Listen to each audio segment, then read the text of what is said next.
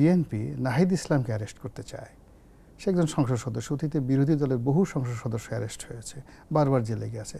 তার নিজের মানে 6 ধারের 9 ধার যেখানে নাই, তার নিজের পায়ের তলে যেখানে মাটি নেই, সেখানে একজন আওয়ামী লীগের নেতা এমপি তার কথা মতো তার আহ্বানে গিয়ে এসে তার অফিসে যাওয়ার আগেই তো ডিবি তার কলারটা ধরে টাস করে টানতে নিয়ে ডিবি অফিস নিয়ে যাবে না হিসেবে আকাশের দিকে তারা গুনে গুনে তারা গুনা ছাড়া তার কোনো উপায় থাকবে না। আপনি মনে করেন এই এটা একটা কথার কথা। আওয়ামী লীগের নেতাকর্মীরা বিএনপিতে যোগ দিলে বরং বিএনপিতে যোগ দিলে তাদের জন্য বেটার অপশন, তাদের জন্য বেটার অপশন। এবং বিএনপি যদি সেটা চায় একমাত্র বিএনপি এত বড় দল তাদেরকে জায়গা দেবে কিভাবে এত এত আওয়ামী লীগের নেতাকর্মী? না, এখানে মূল ব্যাপার হলো যে রাজনীতিতে মেইন হলো যারা নেতৃত্ব দিতে পারে।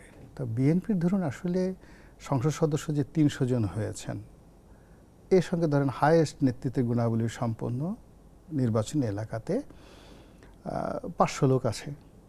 এর বেশি কিন্তু বিএনপিতে আসলে ওরকমভাবে নেতৃত্বের পর্যায়ে না, বাকি হলো কর্মী সমর্থক, তারা আছে ওয়াইড রেঞ্জে।